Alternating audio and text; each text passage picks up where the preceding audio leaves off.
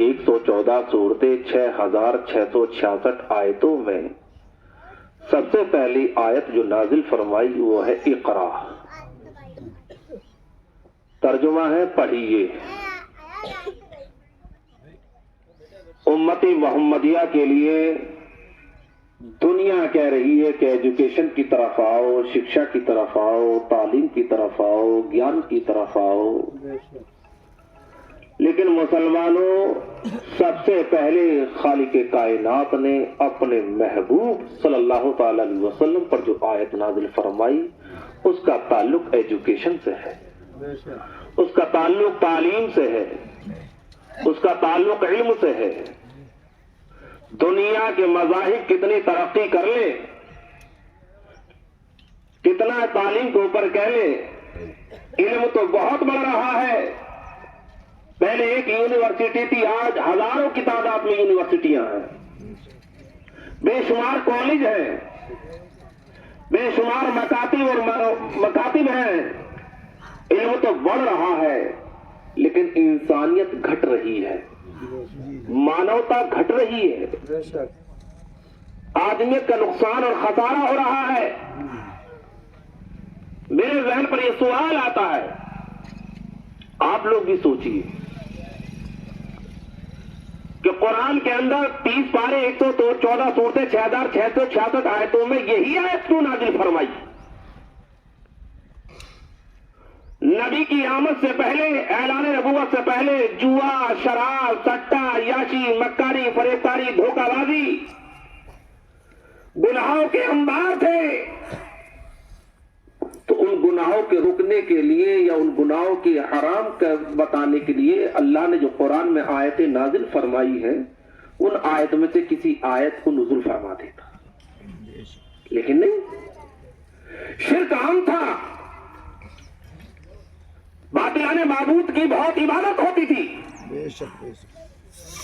وحدہ لا شریک کی ذات اور صفات میں لوگوں نے تغیر و تبدل کر دیا تھا اور اس کی ذات و صفات سے متعلق شرک کر رہے تھے، لیکن اللہ نے شرک کے رد میں کوئی آیت پہلے نازل نہیں فرمائی۔ ماں باپ کی توہین کرتے تھے، مگر ماں باپ کی عظمت کے تعلق سے جو قرآن میں آیت ہے اس کا بھی نزول نہیں فرمایا۔ غریبوں کو ستایا جاتا تھا،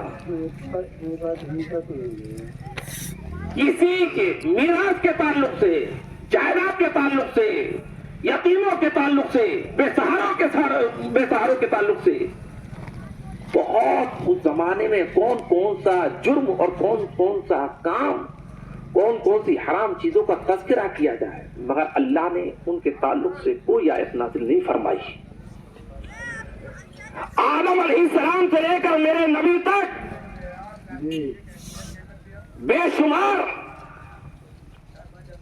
انبیاء مرسلین کا تذکرہ قرآن میں ہے، لیکن کسی نبی کے تعلق سے بعض بات تو پوری سورت ہے، لیکن کسی نبی کے تعلق سے کوئی آیت نازل نہیں فرمائی۔ اور آج قریب آ جائیے، روزہ، نماز، حج، زکوٰۃ ہے، اس کے تعلق سے کوئی آیت نازل نہیں فرمائی۔ قرآن میں جانوروں کا تذکرہ ہے، ذوی العقول کے ساتھ ساتھ غیر ذوی العقول کا بھی تذکرہ ہے، جاندار کا بھی تذکرہ ہے، غیر جاندار کا بھی تذکرہ ہے، سورج کا، چاند کا، ستارے کا، زمین کا، آسمان کا، سب کا تذکرہ ہے، مگر ان سے متعلق بھی کوئی آیت نازل نہیں فرمائی۔ مگر سب سے پہلے آیت نہ اچھائی کا تذکرہ نہ برائی کا تذکرہ، مگر اللہ نے سب سے پہلی جو آیت نازل فرمائی وہ ہے اقرا، پڑھیے۔ اس لیے کہ سرکار فرماتے ہیں العلم نور، علم ایک روشنی کا نام ہے، ایک لائٹ کا نام ہے، اس لیے علم ہوگا، اندھیرا ہو تو آپ کو پتہ نہیں چلے گا کہ ماں کدھر ہے، باپ کدھر ہے، بہن کدھر ہے، بھائی کدھر ہے۔ مسجد میں اندھیرا ہو جا، پتہ نہیں امام صاحب کدھر ہے، مصلی کدھر ہے، محراب کدھر ہے، ممبر کدھر ہے۔ لیکن جب لائٹ جلی تو لائٹ کی روشنی میں آپ نے پہچان لیا امام صاحب کدھر ہے، حضرت کدھر ہے۔ گھر میں لائٹ جلائی، آپ نے پہچان لیا ماں کدھر ہے، باپ کدھر ہے، بہن کدھر ہے، بھائی کدھر ہے۔ سب کو آپ نے پہچان لیا. پتا چلا علم ہوگا تو علم کی ٹارچ جلاؤ گے تو آپ پہچان لو گے کہ حرام چیز کدھر ہے اور حلال چیز کدھر ہے. علم ہوگا تو علم کی روشنی میں پہچانو گی کہ میری ذات کیا ہے, اللہ نے مجھے کس چیز کے لیے پیدا کیا ہے, میرا ظاہر کیسا ہے, میرا باطن کیسا ہے, کن چیزوں سے مجھے بچنا ہے, کن چیزوں کی طرف مجھے جانا ہے, صراط مستقیم کدھر ہے, نار جہنم کی راستہ کدھر ہے, جنت کا راستہ کدھر ہے. علم ہوگا تو علم کی روشنی میں پہچانو گی مدرسہ کیا ہے, مسجد کیا ہے, خانقاہ کیا ہے, درسگاہ کیا ہے, عبادت کا کیا ہے, خانقاہ کیا ہے, قبرگاہ کیا ہے. علم ہوگا تو علم کی روشنی میں پہچانو گی مسجد کیا, مدرسہ کیا, خانقاہ کیا, درسگاہ کیا, عبادت گاہ کیا, سجدہ گاہ کیا, رکوع گاہ کیا. اور